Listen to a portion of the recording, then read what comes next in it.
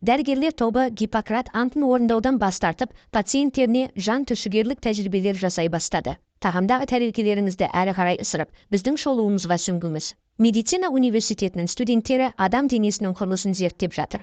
Олардың арасында Пола Хеннинг есімді өте дарынды қыз бар. Ол байқауда жеңіске жетіп, Хайдельбергтегі тамаша профессор Гранбектің анатомия бойынша ғылыми курсын өту құқығына ие болды. Пола өте қуанышты, өйткені бұл тамаша мансапқа жетудің зор мүмкіндігі. Қыз науқас қарт атасына қонаққа барады. Ол да бүкіл өмірін медицинаға арнады және өзінің ақылды немересін мақтан тұтады. Пола әкесіне келеді. Ол да дәрігер, бірақ атасынан айырмашылығы қызын алысқа жібергісі келмейді. Сондықтан олардың әңгімелері жанжалмен аяқталады. Қыз анасымен қоштасады да кетіп қалады. Осы кезде операция үстелінде әлдебір ер адам өзіне келеді. Ол оған не болғанын түсінбейтіні анық. Оның үстіне бетпердедегі дәрігерлер еңкейіп, ер адамның ішкі құрылысын қызығушылықпен зерттеп жатыр. Шамасы бұл жігітті сөзбе-сөз айтқанда бөлшектеп жатқан сияқты. Пола Хайдельбергке бара жатыр және пойызда Гретхен есімді қызбен танысады. Олар профессор Гранбектің қол астында бірге оқитын болады. Пола кофе дайындауға барады және қайтар жолда әлдекімнің дәрігерді шақырып жатқанын естиді. Ол жас жігіттің есінен танып, жерде жатқанын көреді.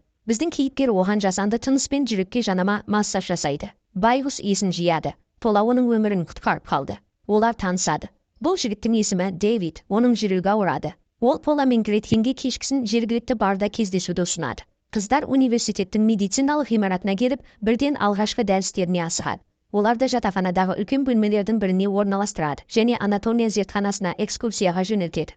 Мұнда патологоанатомдар жұмыс істейтін зал бар. Айтарлықтай үрейлі жер. Студенттердің бірі Габи хирургиялық үстелдердің біріндегі адамның аяғын қимылдатқанын байқайды. Қыздар жекелене күледі, өйткені бұл мүмкін емес. Үстелдегі адам аяғын тағы да қимылдатады. Ғимараттағы шамдар жыпылықтайды. Гретхен бұл әлдекімнің тентек әзілі екеніне сенімді және оның үстіндегі жамылғыны жұлып алады. Бейшараның басы жоқ, оның тірі болуы мүмкін емес. Араларындағы ең батылы Пола мәйітке жақындайды. Мүмкін бұл манекен шығар. Өкінішке орай, олай емес. Шамасы бұл денеде оның қозғалуына себеп болатын қандай да бір электр импульстік генератор бар секілді. Пола сондай құрылғыны тауып алады да жымияды. Бұл шынымен де әзіл. Қыз қоймадан бір топ мәз студенттерді табады және оларға ақымақ ойын-сауықтар үшін ұсады. Кешкісін барлық студенттер барда демалып жатыр және аты аңызға айналған профессор Гранбекті талқылауда. Пола Каспар есімді жігітпен танысады және олар бір-біріне қатты ұнайды. Бардан Дэвид пайда болады. Оның Пола мен Гретхенге жақындағысы келеді, бірақ алдымен әжетханаға беттейді. Онда біреу оның бетіне баллончикті сеуіп жібереді, қандай да бір уколды салады. Олар Дэвидті ұрлауға бел буған сияқты. Бір таңқаларлығы мұны ешкім байқамайды. Дэвид өзіне операциялық үстелде келеді және медициналық бетпердедегі адамдарды көреді. Ол скальпельге қолын созып, оны артына жасырады. Оған медиктер жақындағанда ол олардың біріне шабуыл жасайды. Үстелден секіреді де, шарасыз көмекке шақырады. Өкінішке орай, Дэвидті көп ұзамай тағы да естен тандырады. Дәрігерлер оның жүрегі мұндай күйзеліске шыдай алмағанын көреді және оның оларға енді қажет емес екенін айтады. Пола профессор Гранбектің дәрісіне келеді. Ғалым өзінің үлкен анатомиялық коллекциясын көрсетеді. Ол бір уақытта өте әдемі әрі өте қорқынышты көрінеді. Пола қарапайым студенттің өмірін сүреді. Дәрістер мен семинарлар, достармен және Каспармен кездесу. Бірақ ол хирургиялық үстелде Дэвидтің денесін көрген сәтте барлығы өзгереді. Пола мен Гретхен шоктан құтылу үшін әжетхананың еденінде ұзақ отырады. Олар аудиторияға оралады және профессор Гранбек Дэвидтің жүрегіндегі аневризмасынан мерт болғанын хабарлайды. Ғалым Полаға скальпельді созады. Қыз қатты жабырқаулы. Мәселенің бәрі Дэвидтің қаны өте қою, ал негізі бұндай болмау керек. Пола профессор Гранбекке келеді және өзінің күмәндарымен бөліседі. Алайда ғалым қыздан бұл жайында ұмытуын өтінеді. Біздің кейіпкер өзінің жақсы досы мен әріптесіне қоңырау шалып, одан кеңес сұрайды. Адамның қаны резеңке сияқты болуы мүмкін емес. Жолдасы оған көмектесуге дайын, бірақ бұл үшін Дэвидтен ұлпа үлгісін өндіру керек. Полаға Каспар жақындайды. Қыз оған Дэвидтің қанын микроскоппен көрсетеді. Содан кейін патологиялық анатомия бөліміне жасырын енеді. Көптеген мәйіттердің арасынан ол Дэвидтің денесін табады. Бір қызығы, неге екені белгісіз, оның белгісі жоқ. Пола оның тінінің үлгісін алып, оның аяғынан А әрпін көреді. Қызды кафедра қызметкерлерінің бірі байқап қояды. Біздің кейіпкеріміз Дэвидтің денесін осында әкелуге бұйрық берген дәрігердің есімін білгісі келеді, бірақ ер адам мұның құпия ақпарат екенін мәлімдейді. Студент кетіп қалғасын, кафедраның қызметкері өзінің басшылығына бәрін баяндайды және Дэвидтің денесін өртеуге бұйрық алады. Күндіз Пола достарымен және Каспармен бірге көлге барады. Гретхен құрбысына Хейн есімді жігітпен кездесе бастағанын айтады. Ол онша ақылды емес, есесіне сұлу әрі күшті. Пола Каспардан аның бас әріптері Гиппократқа қарсы қоғамды білдіретінін біледі. Бұл ғылыми жаңалық ашқысы келетін құпия ұйым. Бірақ сонымен қатар мораль мен этика мәдениетін мүлде елемейді. Пола өзінің білгенін Гретхенмен бөліседі. Кәдімгі дәрігерлер Гиппократ антын қабылдап, адамдарды құтқаруға уәде береді. Бірақ Гиппократқа қарсы ұйымға адам өмірі маңызды емес, сондықтан олардың заңсыз медициналық тәжірибелері әдетте өте нашар аяқталады.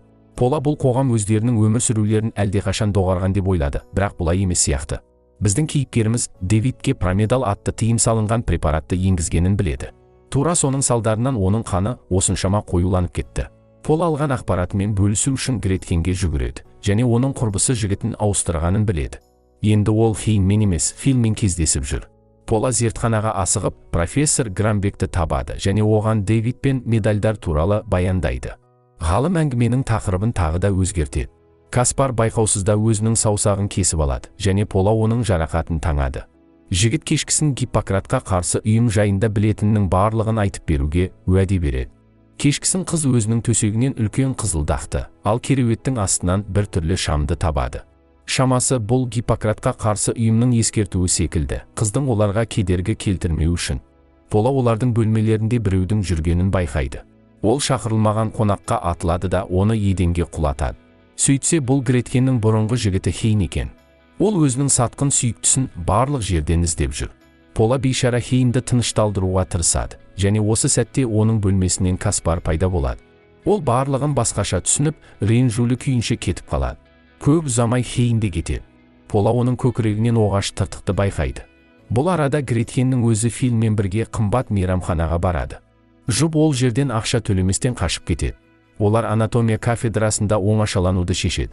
Онда Гретхен тура үстелдің үстінде қызу би ұйымдастырады, және көп ұзамай Филдің алдына отырады. Өкінішке орай махаббатқа бөлену іске аспай жатыр, өйткені жігіт тым қатты қобалжуда. Бірақ Гретхен табанды қыз, сондықтан жігітке екінші мүмкіндік сыйлайды. Өкінішке орай жігіттің Родригосы енді тұрған кезде оларды Хейн тауып алады. Филді жайратып салады да Гретхенге ине салады. Сөйтсе бұл сымбатты спортшы Гиппократқа қарсы ұйымның бір мүшесі екен. Гретхен қашып кетуге тырысуда, бірақ препарат әсер ете бастайды, және ол еденге құлайды. Қыз есікке қарай жорғалайды, бірақ әлі құрып есін жоғалтады. Ол операциялық үстелде есін жияды. Қасында Хейн тұр, және бұдан бұлай оның тек оған ғана тиесілі екенін хабарлайды. Бұдан кейін Хейн Филдің денесін мәйітханаға жасырады, және оны тани алмаулар үшін бәрін жасайды. Содан кейін өзі де кафедра қызметкерлерінен шкафта жасырынады. Оның қасында пакет, ал оның ішінде Филдің басы. Жаңа күн келеді. Пола Гретхеннің де, Филдің де дәріске келмегендерін көреді. Ол зертханаға түскен жаңа денелердің тізімі бар дәптерді ұрлап, Дэвидтің денесін мұнда Хейннің жеткізгенін біледі. Оған Хейн жақындайды да, әлдекімнің саусағын көрсетеді, және шамасы бұл Гретхеннің саусағы сияқты. Жігіт білгенінің бәрін ұмытуы керек екенін мәлімдейді, әйтпесе оны да сондай тағдыр күтіп тұр. Пола қатты үрейленеді. Ол полиция бөлімшесіне барады, дегенмен оған ешкім сенбейді. Оның ешқандай айғағы жоқ. Пола барлық жерден Гретхенді іздеп жүр. Жатақханада ол жоқ, сондықтан қыз анатомия кафедрасына беттейді. Онда Хейн пайда болады. Ол Гретхеннің хирургиялық үстелдердің бірінде жатқанын айтады. Біздің кейіпкеріміз универден қашып кетуге тырысуда. Хейн оны қудалай жөнеледі, және қыз одан мәйітханада жасырынады, ал сосын басқа шыға беріс арқылы қашып кетеді. Көп ұзамай ол Гиппократқа қарсы ұйымның құпия зертханасын тауып алады. Онда профессор Грамбек жүр. Ғалым студентке осы қоғамның мүшесі екенін мойындайды. Оның үстіне ол одан да қорқынышты құпияны ашады. Оның атасы да Гиппократқа қарсы болған. Пола атасымен сөйлесу үшін үйіне оралады, алайда ол өліп қалыпты. Әкесі бұл жайында әрқашан білгенін мойындайды, және осы үшін оны жек көрген. Гиппократқа қарсы ұйымның басшылығы Хейннің асығыс әрекеттеріне өте қапалы. Осы ақымақ баланың кесірінен енді олардың барлығы әшкереленуі мүмкін. Грамбектің барлық тәуекелдерге қарамастан оны полицияға ұстап бергісі келеді. Профессор Полаға қоңырау шалады, дегенмен оған ешкім жауап бермейді. Оның артынан Хейн пайда болып, оны өлтіреді. Пола шарасыз күйде. Ол атасынан мұндай опасыздықты күтпеген. Қыз университетке оралады. Ол көзіндегі көз жастарымен Каспарға келеді, және оның құшағынан жұбаныш іздейді. Бұдан кейін Пола оның жуынатын бөлмесіне барады да, ол жерден промедалды тауып алады. Қыз оның папкаларын ақтарып, Каспардың да Гиппократқа қарсы қоғамда екендігінің көптеген дәлелдерін табады. Пола өзінің сүйіктісін жуан кітаппен ұрып құлатады да қашып кетеді. Түскі астан кейін ол профессор Гранбекке беттейді. Өкінішке орай ғалым бұл жерде жоқ, есесіне Гретхеннің денесі бар.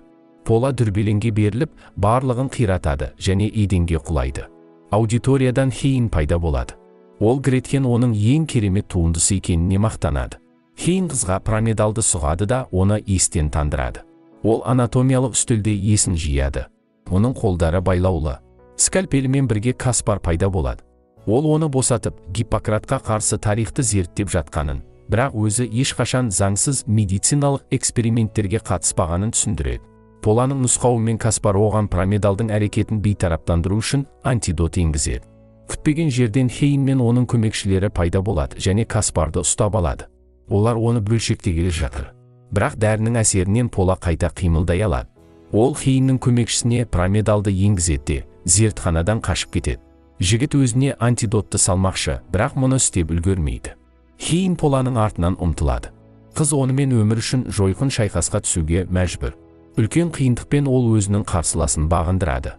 Пола ауруханада Каспардың артынан келеді. Қуанышқа орай, антигиппократтар оның еш жерін кесіп үлгермепті, ал демек олардың жеке өмірлерінде барлығы жақсы болады.